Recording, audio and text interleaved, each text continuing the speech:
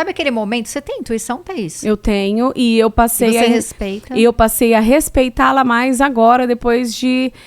Não vou dizer velha, não, gente, mas depois de um pouco mais de maturidade. Eu acho que a gente aprende a respeitar, não a seguir. É uma coisa que não tem explicação racional, né? Vem aquela questão de, puxa, eu acho que é isso, vai lá, segue. Vamos falar muito sobre intuição hoje. Hoje é o papo sobre intuição.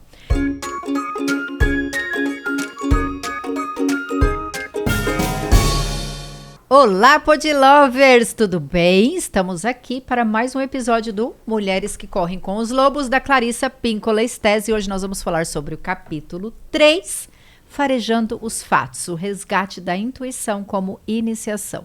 Nós vamos falar sobre iniciação da nossa intuição, mulher, buscar lá no fundo aquela vozinha interior, né, colega? Seja muito bem-vinda, Thaís, que delícia estar aqui para mais um. Já estamos no quarto episódio, né? Que foi introdução, 1, 2, 3. Mais um grande capítulo desse livro que é simplesmente encantador. E eu vou te dizer como minha experiência, Andréia, quanto está sendo importante para mim ler aos poucos. Sim. Porque é como ele se... Ele é denso pra caramba. Ele é muito denso, mas assim, a gente grava aqui mais ou menos uma vez por mês, tá? Uhum. E é quando... Geralmente eu leio um pouco antes da gente marcar, ou reassisto, reouço alguns podcasts sobre ele, justamente para ter essa inspiração. Mas é como se fosse no momento exato que eu preciso resgatar alguma coisa. Então, assim, se você está pensando em ler esse livro... Não faça sozinho. Lê com a gente. Não faça sozinha, exatamente. O ideal é que você assista aqui o nosso podcast e também leia cada capítulo. Porque é muito mais rico, né? Exatamente. Não tem como a gente trazer todos os elementos aqui dessa psicanalista maravilhosa que é a Clarissa Pinkola Estés. Tipo, a gente vai trazer a essência daquilo que representa ali no dia a dia da nossa vida, né? Aquilo que a gente consegue absorver. Réis mortais aqui. E é muito importante, é como se a gente não deixasse morrer dentro da gente essa sede de conhecimento. Isso é muito importante, você trazer todos os dias na sua vida. Não se canse de aprender, não se canse de querer reavaliar e rever e trazer a sua intuição de maneira consciente até, mais para dentro, mais para fora, trazer ela de dentro para fora, fazer com que ela faça parte da sua leitura, do seu envolvimento, do ouvir uma história, do que você está sentindo, né, de se perguntar, de se fazer perguntas. Para mim, esse capítulo caiu assim como uma luva, como todos os outros, né? Sim. Cada momento que a gente passa na vida, parece que ele vem com essas ferramentas necessárias para cada tipo de situação. Antes de qualquer coisa, Andréia, por favor, gente, vamos lá, vai. Se inscreve no canal, traga mais pessoas para o nosso papo. A gente promete que a gente vai começar a ver esses comentários direito. Mulher, a gente precisa rever tudo isso. Até porque é um papo que a gente vai ter aqui que vai enriquecer outros papos que hão de vir, né? Que vão chegar aí, né, nos próximos meses no nosso canal. Então, deixa aqui nos comentários, compartilhe no grupo da família, né? Questione, pergunte. A playlist do Mulheres que Correm com os Lobos é só mais uma, tá?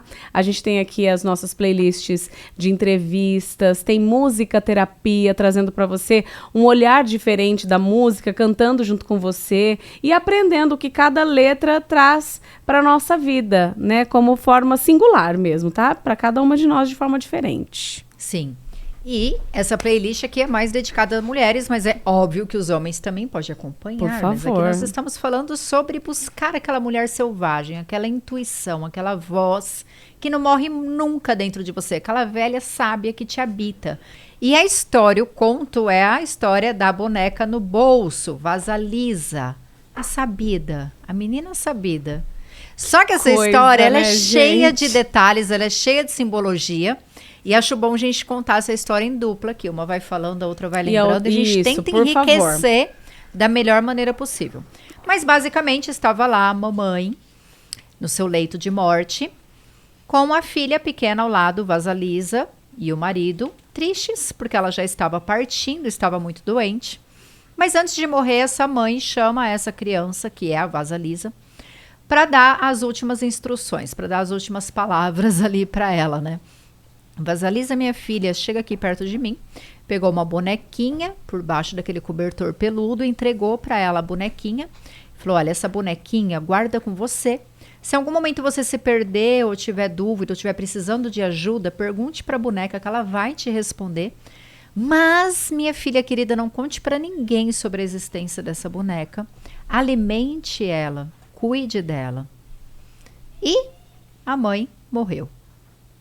E aí o pai e a filha choraram por muito tempo, mas depois o pai acabou se casando novamente com uma madrasta, né, da menina, que tinha outras 2 filhas. E essa madrasta e essas 2 filhas ficavam pentelhando a Vasalisa. Principalmente quando o pai não estava de olho. Olha presta atenção em todos esses detalhes.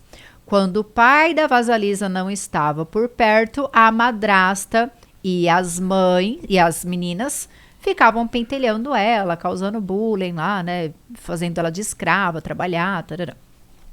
Mas a Vasalisa é uma pessoa muito doce, muito querida, ela acabava não se irritando muito, fazia ali o que era pedido para ela. E já não aguentando mais essa Vasalisa, a madrasta falou assim, vamos fazer um plano, a gente vai apagar o fogo aqui de casa, né? Eles moravam na floresta. Vamos apagar o fogo e vamos mandar a Vasalisa ir lá na casa da bruxa, no meio da floresta, Baba Yaga, buscar fogo pra gente. E aí, quando Vasalisa estava chegando à noitinha, né, o entardecer na sua casa, depois de ter cuidado ali das coisas do quintal, ela se assustou porque estava tudo escuro, não tinha luz, não tinha fogo na casa dela, né? E a madrasta veio ao encontro dela.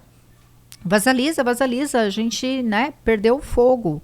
E a gente vai morrer de fome, de frio. Você precisa ir para a floresta, na casa da bruxa, buscar mais fogo. Pegar uma brasa para a gente acender nosso fogo. E eu não posso ir, porque eu já sou velha e as minhas filhas têm medo. E você é a única que pode fazer isso. Vasalisa falou, ok, vamos lá, né? E ela pegou o caminho da floresta, no escuro, e foi.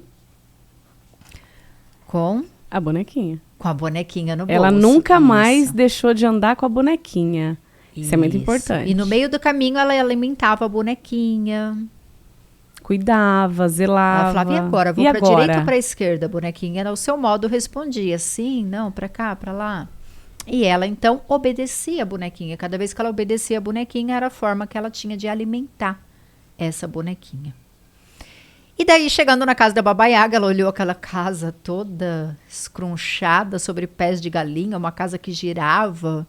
E essa bruxa que tinha o nariz encurvado para baixo e o queixo encurvado para cima e os cabelos todos cebosos. Eu me lembro do meu pai contando as histórias, porque assim, só para você que está chegando agora entender, o livro Mulheres que Correm com os Lobos, ele traz, a escritora, ela traz cada capítulo uma história diferente. Então, cada história que tem aqui, de alguma outra forma, eu já ouvi na voz do meu pai. Porque ele era um cara muito lúdico, né? Então, essa história da Vasalisa e da Baba Yaga, ela é quase que uma Cinderela, né? Que tem ali a madrasta, as irmãs e tudo mais.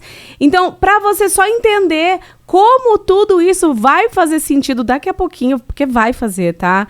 Então, essas histórias são trazidas de forma a gente a parar para pensar e se ver dentro dessas histórias, né? Dessas, como é que a gente chama mesmo? Dentro desses arquétipos. Arquétipos, exatamente. Continua. Todos os personagens, dentro de uma mitologia, a regra é, todos os personagens estão dentro de você. Exatamente. Então, dentro de você está a bonequinha, a Vasalisa, a mãe que morre, o pai, as filhas, a madrasta, a Baba Yaga. Exatamente. E nós vamos passar por todas essas etapas. Continuando, então, ela chegou lá naquela casa, toda esquisita, aquela bruxa horrorosa. Ela olhou para a bonequinha, tipo, e agora? É aqui mesmo? É entra aqui mesmo? Ou não entra? Confia, entra, né? Ok, aí ela entrou e ela falou, eu vim buscar fogo. E a Baba Yaga falou, pra quê, menina? Como assim? O que te leva a achar que eu vou te dar fogo? Né? E a Vasalisa falou, porque eu estou pedindo. E ela, nossa, que sorte. Simples assim. Resposta certa, né? Olha só, estou pedindo, porque eu quero. Poder do querer, o poder da vontade. E aí, Baba Yaga falou assim, mas eu não vou te dar assim de graça, de mão beijada. Você vai precisar fazer algumas coisas para eu poder te dar essa brasa, esse fogo que você precisa. Então, você vai lavar, cozinhar limpar o quintal. Limpar o quintal. Separar o milho mofado do milho novo. Lavar as roupas. Lavar as roupas. E aí a Vasalisa falou, ok. E a bonequinha a ajudava a fazer alguns serviços. Alguns serviços que exigiam mais ali da intuição, tá? Se liga que essa bonequinha, ela é muito importante aqui na nossa explicação. E daí, chegando no fim do dia, a Baba Yaga olhou que estava tudo feito. Nossa, que menina catarrenta, como ela deu conta de fazer tudo isso. A bruxa estava louca para comer ela para o jantar, né? Se ela não tivesse feito todas as tarefas, mas já que ela fez, então a Baba Yaga falou, olha, amanhã eu quero que você faça novamente, lave minhas roupas, limpe o quintal, limpe a casa, sirva comida para mim, faça minha comida e separe aquele esterco ali, ó, separa o esterco das sementes de papoula. E a Baba Yaga crente que ela não ia dar conta de fazer isso. Vasalisa preocupadíssima, será que eu vou dar conta, será que eu não vou? A bonequinha, relaxa que eu te ajudo. E aí a bonequinha falava assim para ela, tanto no primeiro dia quanto no segundo. Vai dormir, que vai dar tudo certo. E ela ia dormir, no outro dia de manhã ela fazia tudo que tinha que ser feito e algumas coisas a bonequinha fazia. Como, por exemplo, separar a papoula do esterco, separar o milho mofado do milho bom, né? E aí ela dormia, olha que elemento importante também, deitar e dormir. Por quê? Porque na hora que você dorme, que você entra em contato com os sonhos, é o acesso que você tem ao seu inconsciente. Às vezes você dorme com um problema e acorda com a solução. Do nada, simples assim, né? É simples e você só precisa fazer uma coisa mais simples ainda. Ouvir.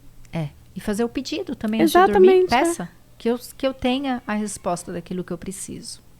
Exatamente. É um momento de contato com o seu inconsciente. E aí, Baba Yaga chegou, viu que estava tudo certo, falou, ok, então vamos lá, vou te dar o fogo, né? Ah, mas tem uma parte importante que eu esqueci. Tá vindo bem, né? Maravilhosa. Na floresta, a Vasalisa encontrou 3 cavalos. O primeiro branco, o segundo vermelho e o terceiro preto. E ela ficou intrigada com aquilo e ela quis perguntar para a Baba Yaga, o que significa aqueles cavalos e aquelas cores? E a Baba Yaga falou assim, cuidado menina, porque conhecimento demais envelhece antes Cedo. da hora. Você quer mesmo saber? Eu quero saber. E ela falou, olha, o cavalo branco representa ali a pureza, a sabedoria, o início de uma nova vida, né? O cavalo vermelho, o sol, tem a ver com o sol. O cavalo branco é o dia, o cavalo vermelho, o sol. E o cavalo preto, a noite, que representa aí também a morte, né? O ciclo de vida, morte, vida. Vida, morte, vida. E aí ela ficou com vontade de perguntar outras coisas, mas a bonequinha disse, não pergunte mais nada, pegue o fogo e suma daí. E ela recebeu esse fogo que veio dentro de uma caveira, dentro de uma cabeça de caveira sem olho, aqui, né, com os buracos. E a luz saía de lá de dentro, pendurada numa vara, bem Halloween, né? Bem Halloween.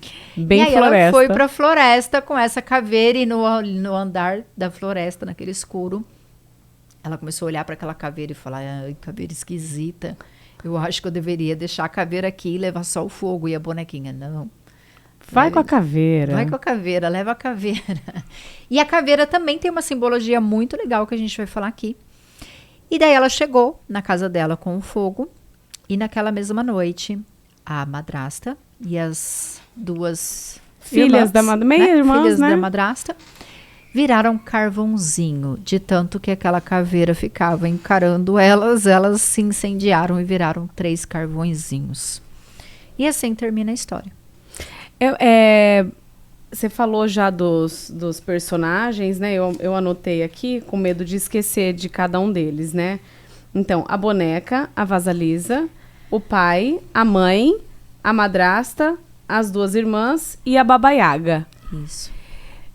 Como a Andrea já disse, a gente tende a se identificar com uma delas, né? Geralmente com a heroína da história.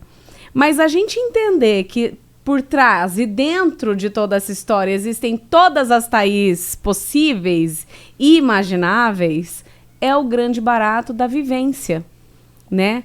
Aceitar que sim, você tem uma boneca dentro de você, que é a sua intuição, que você tem a vasalisa, que você tem um pai que muitas vezes te deixa ali de lado e prefere não ver o sofrimento que você o sofrimento que está te causando, né?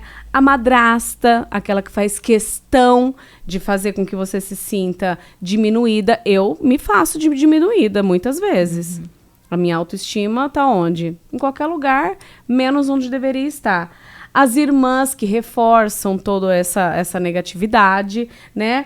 E a Baba Yaga, que vem com esse fogo, com essa forma de te ensinar através dos afazeres. Isso deixa a nossa preguiça de lado para aprender fazendo. Então, só para ilustrar, porque isso para mim, Andréia, foi assim de extrema importância. É importante a gente reconhecer dentro da gente todos esses elementos e entender como a gente vai fazer para passar por todos eles, porque aqui é um processo de 9 passos. Exatamente. Onde vai acontecer a iniciação da vasalisa como uma mulher sábia, uma mulher que vai resgatar o seu selvagem, né? A sua intuição. Então é um portal iniciático aqui que vai passar por 9 etapas. A primeira etapa, a gente vai reconhecer dentro da gente, né? A vasalisa reconhece dentro dela, você vai reconhecer dentro de você, o Thaís vamos reconhecer dentro da gente, a morte da mãe boa demais. Então, essa mãe boa demais, é importante deixar que ela morra. Às vezes a gente vai chorar por um tempo, mas depois a vida segue. É importante deixar que essa mãe morra, porque se ela não morrer, não vai dar lugar à nova mulher. E quantas vezes a gente passa uma vida inteira querendo ser essa mãe boa demais, né? Gruda aquelas pessoas na nossa teta, marido, filho e funcionário, colaborador e colega, não sei o quê, e a gente fica ali, ó, querendo ser boa para todo mundo e não olhando para dentro, não fazendo aquilo que a gente tem que fazer. A mãe boa demais, ela é importantíssima para o bebezinho, para a criança. Que é o cuidado essencial da maternidade, né? Que é aquele que dá realmente os primeiros suspiros de vida. Sim. Ponto. Depois passou. Entender que o seu filho... Às vezes eu sou até má interpretada, né? Porque tem mãe que fala às vezes pra mim... Eu tenho um filho de 19 anos, né? Outro de 13, 2 de 9. Então, às vezes fala assim... Ai, não dá saudade quando era nenezinho, assim, que... Não. Eu não tenho saudade. Ai, mas vai embora, né? Quando cresce, não quer mais andar com a gente. Graças a Deus. E não tá ótimo? E não vai ser bom pra ele? E vai ser ótimo pra mim também, como mulher, como pessoa, poder desvencilhar e mesmo assim continuar. Não é lindo você cortar esse cordão umbilical e mesmo assim continuar tendo uma vivência incrível com quem você ama? É, mas é difícil para essas mães super protetoras, por quê? Porque elas se sentem validadas, importantes, valorizadas a partir do exercício da maternidade. Por isso que é importante entender que a maternidade, ela é um estado passageiro. Você está mãe, você não é mãe. Se você se vincula a essa tarefa e enxerga sempre isso como sendo seu referencial de valor próprio, isso realmente é muito perigoso, não só para você, como para a criança também, que precisa ter sua autonomia, sua independência. Só uma claro. Eu não sei, vai me dando as coisas. Eu escutei nessa última viagem que eu fiz, a gente sentou numa mesma mesa e eu não tinha entendido por que até chegar esse momento.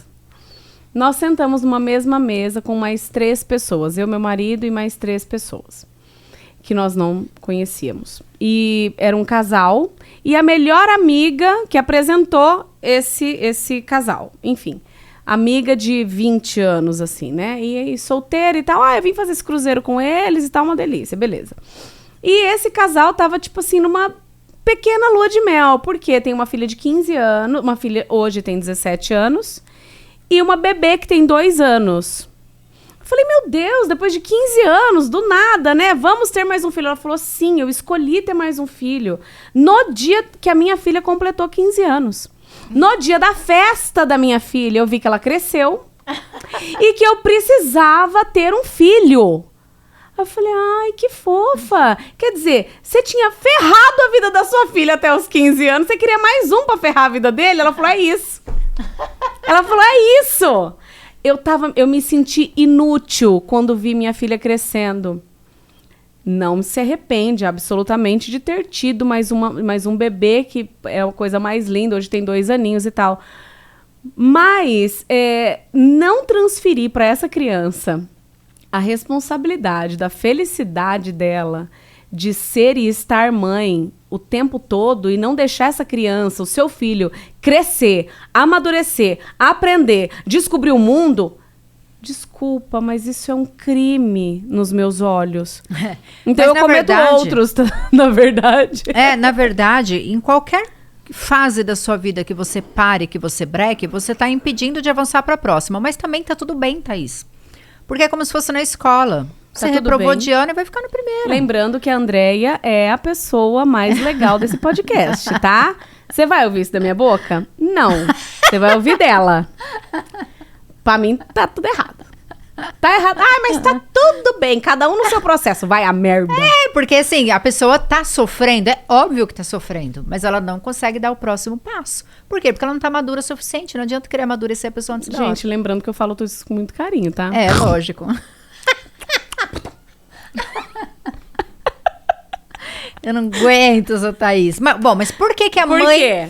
Por que a mãe boa demais, ela deveria morrer? Você deveria ter coragem de deixar ela morrer, porque ela te coloca medo.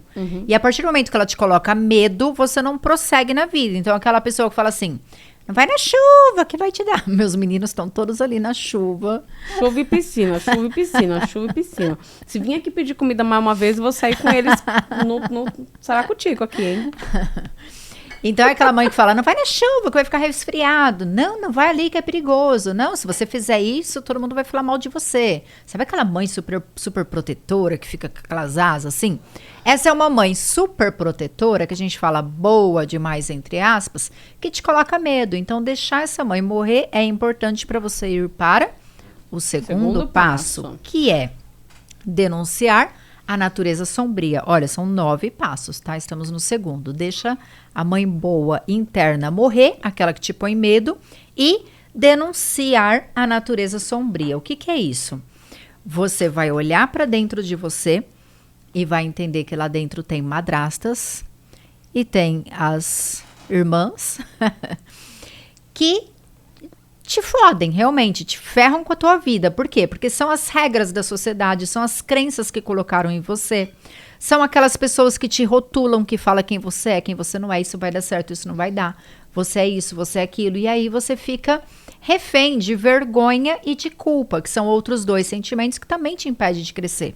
Da onde que vem a culpa? Da onde que vem a vergonha? Das crenças que a sociedade te impõe, das crenças que seus parentes te impõem e que você compra para você, tá? Por quê? Porque ele tá integrando em você, isso tem dentro de você. Veio de fora? Veio, mas a partir do momento que você aceitou, é seu, toma que o filho é teu. E daí você vai olhar para isso e reconhecer que essas vozes, elas são suas, vieram de fora, mas hoje elas estão integradas dentro de você. Reconheça o quanto você está disposta a deixar essas vozes morrer. Detalhe, essas vozes só vão morrer aqui no passo 9. Então, essa história de conhece a verdade, ela te libertará, né? Teu cu. Que Jesus Cristo falou, não é? Ai, desculpa, eu não sabia que você ia falar Jesus logo depois de que eu falei um palavrão, gente. Eu não sabia, desculpa. Eu falei o palavrão e ela me vem com Jesus? Pois me é, perdoa. Foi ele que falou. E é verdade, assim, porque primeiro você precisa conhecer a verdade, para depois você se libertar dela. Porém, entre conhecer a verdade e se libertar dela... Leva aí mais 6 passos. É que Jesus, ele tinha que ser resumido com a gente, né? A gente não ia dar conta de aprender tudo. Não, tanto é que a gente tá aí nessa labuta até hoje, né? Incrível. Então, é só lá no passo 9 que você realmente vai ter coragem de deixar, né? Essas vozes morrer de verdade dentro de você. Mas é importante reconhecer que elas são suas, senão você vai ficar apontando o dedo na cara dos outros. Você sabe que eu descobri que quem pesa no meu relacionamento sou eu? Juro por Deus. Verdade. E eu descobri isso agora, com 40 anos. Porque... para falar um pouquinho da minha experiência rápida, porque eu sou aquela pessoa que fala, olha, vamos ajeitar isso aqui, guarda isso aqui, vamos tirar todo mundo para da mesa. Eu acredito no trabalho coletivo para que ninguém sofra no final, entendeu? E eu acho que é esse trabalho coletivo que vai salvar a vida das pessoas que estão dentro da minha casa, que é através disso que elas vão aprender a se virar do portão para fora de casa. Então, meio que exijo que isso seja feito, né? Eu sou muito chata com essas coisas. E eu posso ser assim, mas eu não percebia o quanto eu pesava as relações dentro de casa, sendo assim, e me trancando, e ranzinzando. Você tá entendendo? Então, eu, ao mesmo tempo que queria todo o bem dessas pessoas dessa forma, e quero o bem dessas pessoas, eu acabava pesando todo o clima que não precisava ficar daquela forma. Então, esse para mim é o segundo passo, de reconhecer aquilo que eu realmente sou e aceitar para agir diferente. Não é aceitar e sentar em cima do meu defeito. E você fazia isso porque você queria o bem de todos. Isso é uma mãe boa isso demais. é uma mãe... Pois é, mas filha da puta forma também, de né? amor. Exatamente. Então pesava e não deixava que tudo isso fluísse de forma tranquila e boa. E tá tudo bem, tá tudo certo. Reconheça o seu antes de você apontar o do outro, né? Isso vai fazer toda a diferença na hora de você fechar esse ciclo de responsabilidades do que cada um, de como cada um é responsável dentro das relações de dentro da sua casa, no seu trabalho, enfim. Isso é importante. Mas aqui tem uma recomendação. Quando você olha para essas vozes, para esses arquétipos que tem dentro de você, que te julgam, que te rotulam, que te colocam problemas onde não tem, você precisa lidar com essas vozes da melhor maneira possível. Porque se você reprimir, se você julgar, e se você fizer isso em relação ao outro, você também está julgando em relação a você, de certa forma. Por isso que é melhor não julgar. Porque quando você julga. Fora e dentro é a mesma coisa, não tem diferença. Você consegue ter uma boa relação com essas vozes até que realmente você esteja pronta e madura para acabar com essas vozes, para realmente dissipar elas. Vai acabar? Sim. Elas viram carvãozinho no Vai final. acabar tudo? Tá. Mas a gente vai... Até lá a gente já morreu. Tá. Vai. Vira carvãozinho no final. Entendi. Perceba, né, que a Vasalisa, ela se dava ali. A madrasta falava, as filhas falavam mal dela e escravizavam ela. E ela estava ali sendo boazinha. Na verdade, eu vejo ela mais como corajosa, né? Pra passar por todo esse processo. Na floresta, né? Até antes ela estava ali, fazendo o que tinha que fazer. E perdida, ela estava lidando da melhor maneira possível. E é assim que a gente tem que fazer. Olhar para nossas partes e lidar da melhor maneira possível. 3. Passo 3 aqui que caminha para o portal iniciático, onde você vai realmente amadurecer e receber a sua intuição. Navegar nas trevas, ou seja, é preciso coragem para se jogar no desconhecido.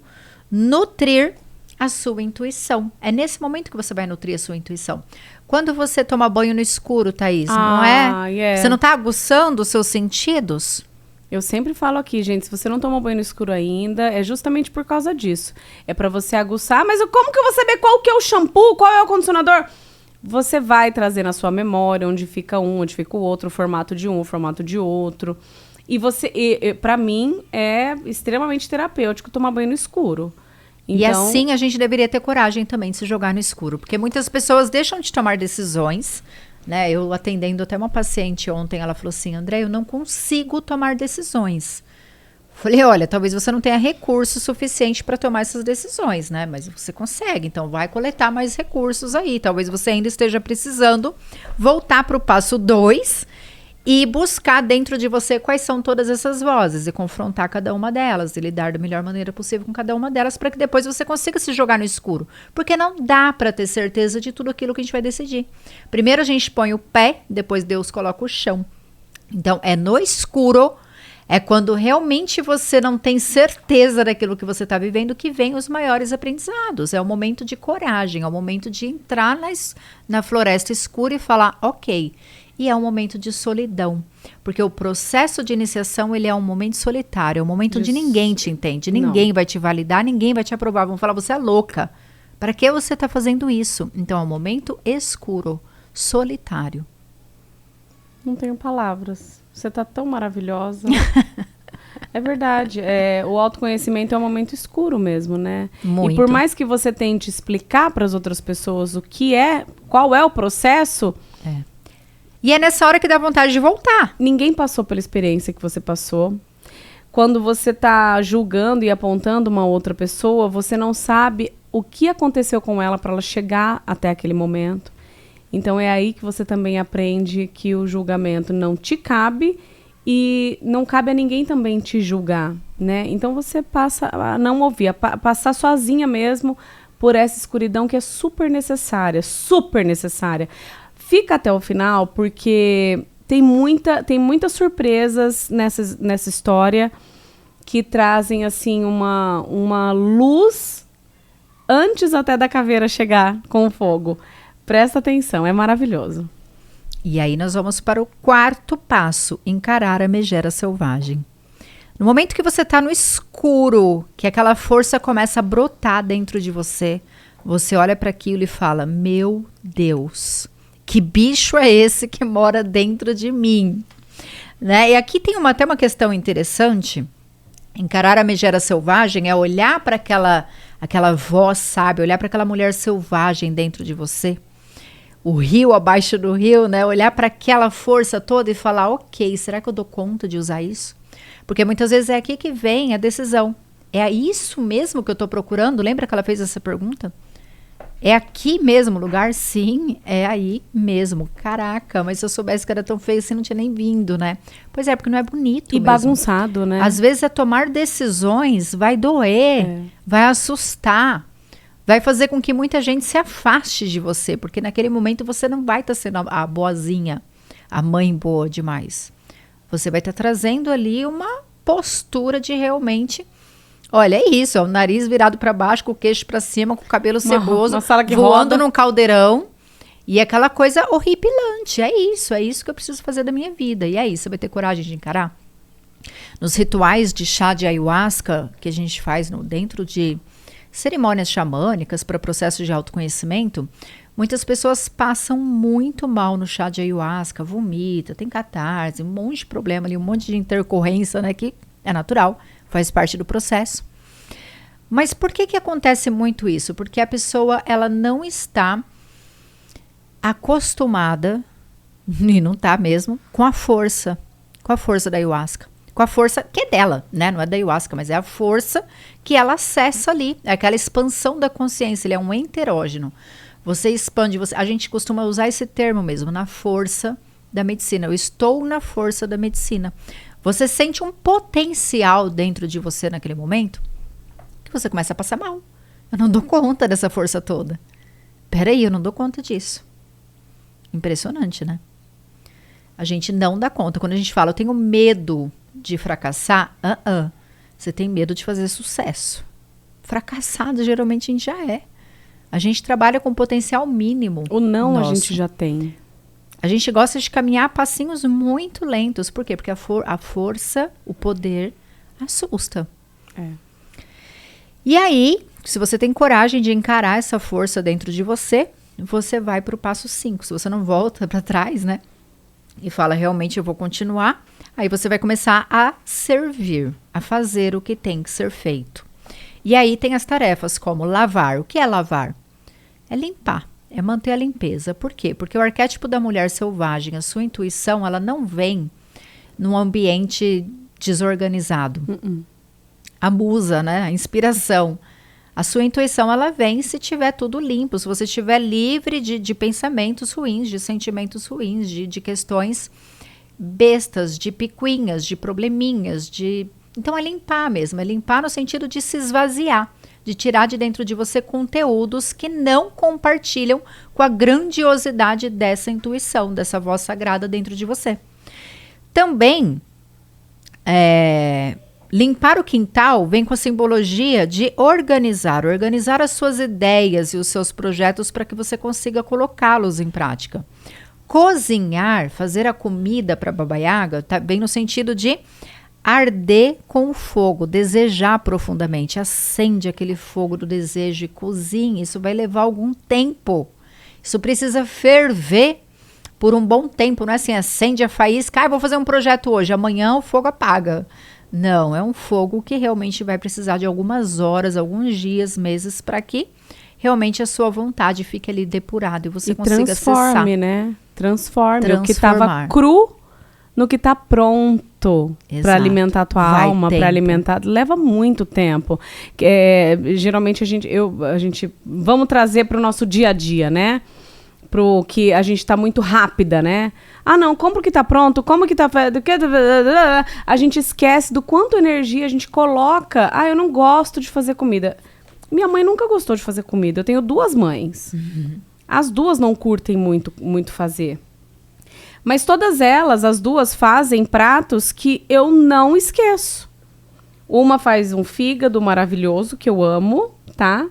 E a outra faz um arroz junto com um macarrão, com uma calabresa, tem um nome que eu nunca lembro, eu não sei se é grego, uma coisa assim. Sabe aquela coisa de fazer na mesma panela, deixar cozinhar ali, que você já tem o carboidrato, a proteína, tudo junto, quando a gente chegava com fome e tal? Uma delícia! Então, esse ato de você cozinhar e fazer algo para quem você ama é feminino, é muito do instinto maternal e feminino, né? Muito do instinto da mulher. Então, não deixar isso morrer. A gente tá se colocando muito em caixinhas, né? Eu sou uma mulher forte, maravilhosa, eu faço de tudo, mas não faço nada. E vive esgotada e infeliz. E esgotada, exatamente. Então, você pode sim fazer tudo o que você quiser, ser absolutamente o que você quiser, desde que você esteja feliz. Porque, partindo do princípio que a gente está esgotada, a gente não consegue amar genuinamente. Esses dias eu falei pro meu marido em casa, eu falei, você não sabe o quanto é importante para mim, o como eu me sinto amada e cuidada quando você me diz, fica tranquila, hoje eu faço a tarefa aqui com as crianças, fica tranquila, olha, não precisa correr, eu vou pegar as crianças na escola porque eu tô organizado. Olha, sabe a camiseta que eu tô precisando, tal? Não precisa se preocupar, tá? Porque eu vou lá na parte da tarde, depois eu vejo isso. Mas isso tudo a gente cozinhou para chegar nesse momento, entendeu? A gente precisou passar por um momento de transição muito forte. Para ele também entender que esse pequenininho é que faz a diferença para mim. Eu acho muito bacana. Não é o grandão. Eu acho muito bacana mentalizar enquanto está cuidando da casa, fazendo a comida, lavando roupa, limpando, organizando uma gaveta, você mentalizar isso no seu dia a dia. Exatamente. Né? Cuidar de um jardim, por exemplo, você tirar o matinho, tirar as folhas velhas que estão tirando energia. Por que tem que tirar as folhas velhas de uma planta? As folhas secas. Porque essa folha seca está tirando energia da planta e é assim na tua vida. Se você não tirar de dentro de você aquilo que já não faz mais sentido para você, isso está tirando a tua energia. Então, isso é o minimalismo, né? Que a gente falava há pouco no outro podcast. Limpar o seu guarda-roupa. Você viver com menos. Viver com o mínimo possível. Por quê? Porque tudo que você tem em excesso tira a sua energia. O lavar roupa aqui, ele vem na ideia de, olha, enquanto ela lava a roupa da Baba Yaga, ela tá olhando para os arquétipos ali. Ela tá olhando, é assim essa roupinha, nossa, é assim que se veste, assim, nossa, que legal. Vou fazer minha roupa mais ou menos assim. Então, ela começa a se espelhar ali. É o aprendizado na prática. No vendo, né? No sentindo. Já que para ela tá funcionando... Deixa eu dar uma olhadinha de perto aqui para me inspirar. E é isso, né? Vai lavar a roupa dos seus filhos, olha pro tamanho, fala, nossa, como ele cresceu, nossa, olha que pequenininho esse aqui. Que a gente vai tão e lembra de você, de né? quando você era criança, lembra você de quando você era ali pré-adolescente, quais são os filhos que você tem em casa. Então aprenda a olhar para esses detalhes e trazer como uma grande metáfora para a tua vida. Para você resgatar a tua própria criança, para você olhar para isso, para você ver em que parte da tua vida você está. São os detalhes. Mais uma vez, eu vou trazer uma coisa que a tua vida não acontece no raso. A tua vida não acontece no ato de lavar a roupa, no ato de fazer a comida, ou no ato de sair da sua casa para ir para o seu trabalho e fazer a sua profissão dar certo. Isso é raso. É raso demais. Como é que você muda a vida das pessoas e para de olhar para o seu umbigo? Quanto a gente olha para o nosso umbigo? Se esquecendo de que mudando ou transformando a vida em um ato na vida de uma outra pessoa, você está aprendendo muito mais do que se a gente se colocar na soberba de que só eu vou ensinar, só eu tenho a oferecer, só eu. acender o cu do mundo? Não é. Quando a gente faz pro outro, a gente tá fazendo pra gente mesmo. E aprendendo. A gente tá exercitando habilidades e aprendendo muito. Como a Vasalisa lavava as roupas da Baba Yaga e aprendia. Que é ela mesma, né? A Baba Yaga. No caso aqui, esse processo iniciático, os 9 passos é tu com tu mesmo. Quem pega a gente aqui pela primeira vez fala, que essas doidas tomam, hein? Quero também. Se você tá pegando hoje, esse é o 4º episódio, tá? Capítulo dessa playlist 3. Do capítulo 3. A gente fez a introdução e nós estamos no capítulo 3 do livro Mulheres que Correm com os Lobos. Não necessariamente, tá? Você precisa seguir todos, mas seria muito interessante se você assistisse todos os outros episódios anteriores, para que a gente comece assim a linkar essas ideias juntas, né? Se você puder ter o livro, maravilhoso. Se você não puder, quiser só entender aqui junto com a gente, eu falo que a Andréia é uma apaixonada por leitura e eu amo histórias. Não curto leitura. Olha só que coisa feia. Feia nada. Tô falando aqui de um defeito ou de uma qualidade, pomba. Você se identificou? Tamo junto. Então, ela ama ler realmente o negócio todo aqui. Eu amo histórias. Então, já que é um livro de histórias, eu leio um pouquinho, vou lá, ouço um pouquinho do podcast de outras pessoas para me inspirar. Eu ouço aquelas 2 meninas e tem hora que eu dou uma pausa e falo, não dá. Não consigo acompanhar. É umas ideias realmente muito doidas, mas que fazem muito sentido quando a gente fecha a conta. Então, continua aqui com a gente que eu tenho certeza que você vai levar muita coisa e vai trazer muita coisa boa pra gente. Deixa aí nos comentários. Desculpa, por isso que continue. É bacana, né? Eu trago aqui uma parte que, nossa, que louco do que ela tá falando e você vem pra realidade. Vamos lá. E aí, então, depois que fez essa parte aí de limpeza toda, ainda tem o 6º passo, que também faz mais ou menos parte disso, que é separar isso daquilo. O que é uma coisa e o que é outra. Então, quando ela pede para separar o milho mofado do milho bom, o esterco das sementes de papoula, ela está querendo dizer para a Vasalisa, aprenda a separar o que é alimento do que é medicamento, o que serve do que não serve.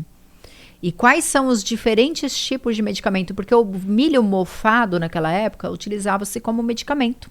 O esterco também, para fazer compressas. Então, tudo ali tem uma simbologia de aprendizado. É você saber que em determinados momentos, a sua raiva, ela vai ser importante. Em alguns momentos, você vai usar a sua raiva e vai dar merda. Não é para usar. Guarda ela, usa ela de outra forma. Energia sexual, você pode usar a sua energia sexual para o trabalho, para produzir, para colocar vida no mundo, ou você pode usar a sua energia sexual simplesmente para ter uma vida sexual aí completamente desvirtuada, né? Onde você vai acabar tendo doenças e contato e desequilibrar a sua parte energética toda aí, e daí é uma escolha. São questões de escolha. Se você escolhe aquilo que não é bom para você, você não soube separar uma coisa da outra, você, portanto, está presa aqui no 6º passo. Tanto é que é verdade, né? A gente entender o que naquele momento é remédio e o que em um momento foi remédio e em outro pode ser veneno na vida da gente.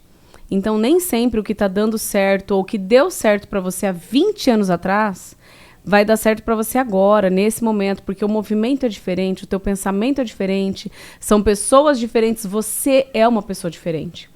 Então, sempre, você não vai separar o joio do trigo, como dizia na Bíblia, uma vez só na vida. Você vai separar... A todo momento. Ai, bonito isso que eu falei agora, hein? Eu gostei disso que eu falei agora. Você não vai fazer isso uma vez só. Eu não tinha caído na real até falar. Você não vai aprender um movimento uma vez só na vida. Você vai aprender um movimento várias vezes durante a sua vida inteira.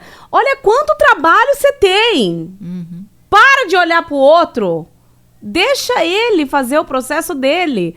Se não cabe mais para você estar perto, se afaste. Isso não é... Eu tô falando isso para mim porque eu preciso dar alguns passos para trás hoje em dia, amando uma pessoa, duas, amando, querendo, mas não conseguindo mais estar perto, porque não é bom para mim e nem bom para outra pessoa. Então, entenda são processos iguais que você faz em momentos diferentes da sua vida. É olhar para essa megera que tem dentro de você e falar assim, ok, essa megera não quer mais ter contato com você, fulano. Chega! Não importa quem é esse fulano, você está te fazendo mal. Ok, você vai ter que ter coragem de colocar o limite, de agir, de fazer o que tem que ser feito. Exato. E aí, passo 7, perguntar sobre os mistérios, curiosidade, busque aprender, sabedoria, conhecimento. Quando você emperra numa parte da sua vida que não vai nem com reza, vai estudar, vai aprender. Né? E aqui está a conhecer sobre os mistérios, mas não fique ali presa somente a estudo, né, Thaís? A ferramentas que ela fala para mim. Chega, vai viver, você é só um mamífero, né? É porque nós temos ferramentas. A Andréia, como uma ótima terapeuta que ela tem ferramentas grandiosas na mão. E às vezes você pode falar melhor do que eu. A gente buga perto dessas ferramentas e não sabe o que vai usar ali para cada etapa que a gente tem na nossa vida. Só toma um banho gostoso no escuro, faça a pergunta que você mesmo vai ter essa resposta. Para todas. Agora, se você vai ter coragem de praticar aquilo que você precisa fazer, aí é coragem, né? Aí é outra história. Outra história. Mas olha como eu escrevi aqui. A coragem já está ali no passo 3, no passo 4. Exatamente, é essa coragem. Você precisa andar com você, tá? Eu anotei aqui, ó, algumas, porque são 9 etapas, né, aí? Sim, a gente está na 7. Perguntar então sobre os mistérios. Antes da gente terminar essas 9 etapas, eu vou dizer para você o quanto é importante a gente separar por etapas a vida da gente em cada movimento que a gente vai fazer. Por exemplo, os 7 pecados capitais. Quando você coloca todos eles na sua cabeça, quais são os 7 pecados capitais? Eles não ficam melhor ilustrados para você? É como se você apalpasse todos eles quando você escreve. Na verdade, e quando são você 9, entende. sabia? Você já falou isso pra mim. A igreja mentiu. A igreja mentiu. 2.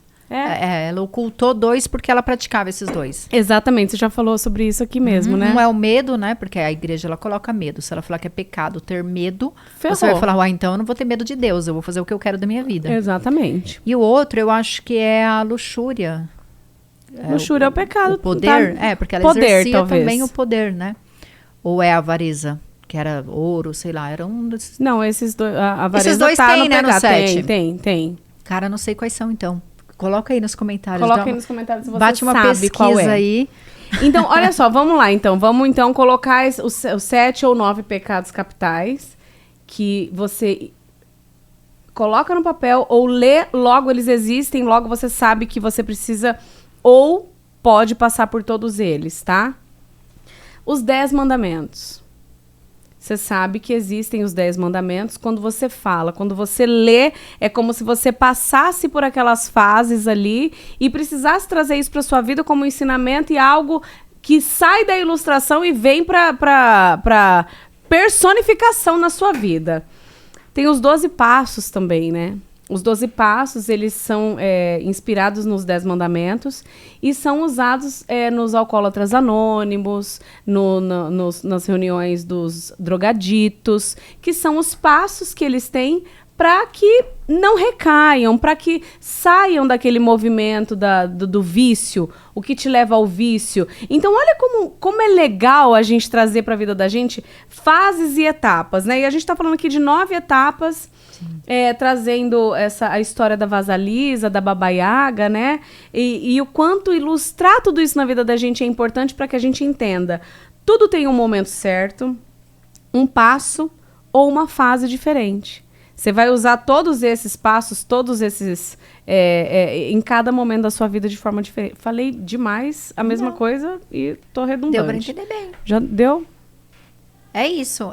São ciclos, né? São etapas e que você vai passar por cada uma. Não adianta querer estar lá no topo se você não passou pelas etapas básicas. Pelo processo. Não vai. Dentro desse procurar saber, do estudar, dos mistérios, a pergunta mais importante, quem é você? E o que você veio fazer aqui? Quem sou eu? Qual a minha missão no mundo? Essa é uma pergunta importante para esse passo 7. Enquanto você não souber isso, olha, de verdade, não vai dar para chegar no 8, que é De pé nas 4 patas, assumir um poder imenso de ver e afetar os outros, tá? De pé nas 4 patas, por quê? Porque mulheres que correm com os lobos. A gente tá falando aqui de lobo, de mulher selvagem. Então, o arquétipo do lobo, da loba, é parecido com o arquétipo da mulher selvagem. A gente já falou isso lá no primeiro podcast. E aí é você assumir esse poder. E a caveira, nessa parte da história, Thaís, ela tem a simbologia da mulher velha, da sábia, do ancestral, de você resgatar a sabedoria ancestral.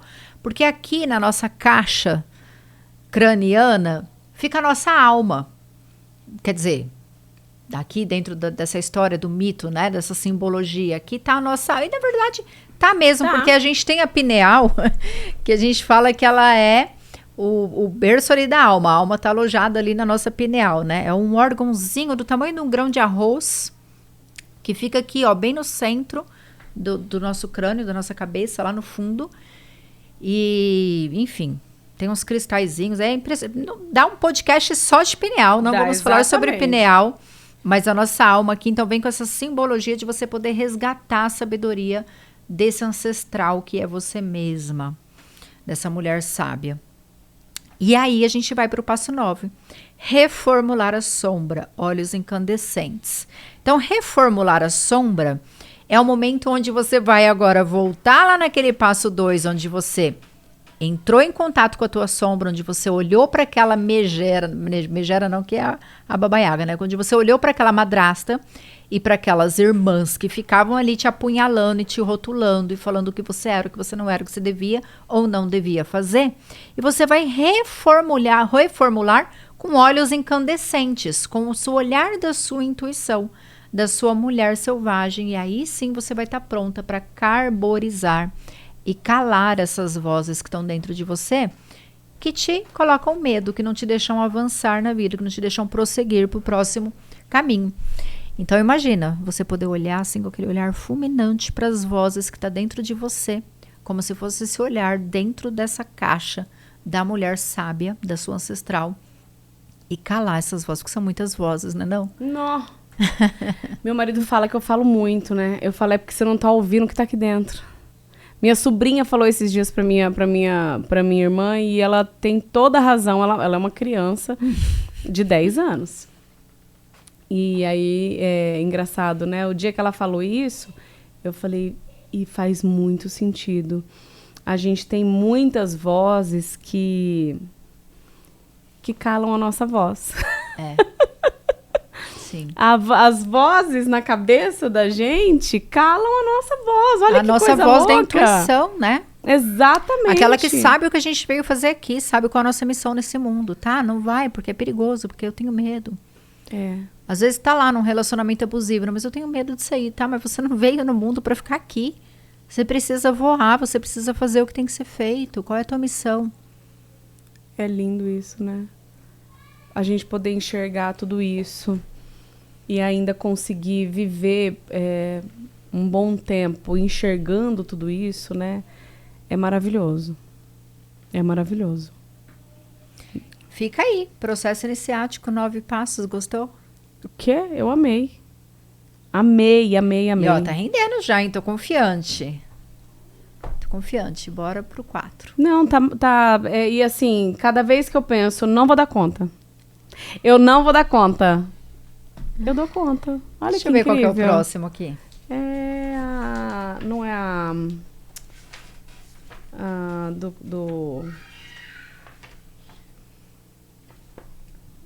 A gente vai falar do Manauê.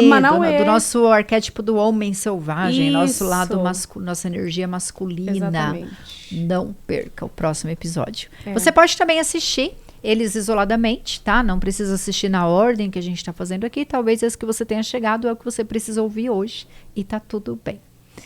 É isso? Em um dos podcasts que eu ouvi, eu vou fazer uma collab aqui, eu vou depois passar para o Anderson o nome das meninas, que eu ouço muito o podcast delas no Spotify. Eu também talvez não sei seja isso. Talvez seja isso. Elas têm um projeto lindo do planejamentoselvagem.com.br. Sim. / talvez seja isso. que é maravilhoso, é maravilhoso. Então, se você puder fazer todos esses links, assiste aqui a gente, ouça, vai lá, ouça as meninas também, leia o livro, entenda, traga isso para sua vida. Então, essas meninas, nesse último capítulo, me deram, assim, ou deram pra gente, né, um presente maravilhoso, que foi fazer uma invocação. Ah, eu não ouvi esse. A invocação é maravilhosa. Então, eu vou pedir licença para a Andréia, porque Sim. ela é a pessoa que sempre traz aí esse conhecimento Tô procurando o nome delas, mas não místico e tudo mais. Ah, tá procurando? Não, mas não pode tem ali prosseguir, na tô descrição? Achando. Mas depois a gente coloca na descrição do vídeo, tá?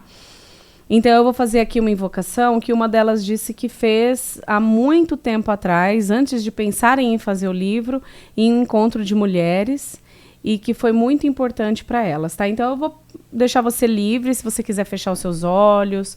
É uma oração, uma invocação para mim, para você, para a Andréia, para o Anderson, que está aqui também dentro da sala com a gente.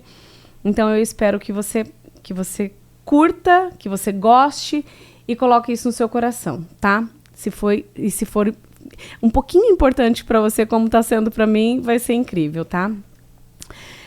Quer falar mais alguma coisa? Quer que foi uma música de fundo? Um tambor. Igual tava lá no delas. Um tambor. Gente, meu cabelo tá torto, Anderson? Tá? Ah, ele é, né? Ele não falou, mas ele pensou. Não, Thaís, ele não tá, não. Ele é. Ah, eu não tenho tambor aqui. Ah, não creio. Pera. Tambor maravilhoso. Calma, gente, a gente vai... Vamos lá. Tambor.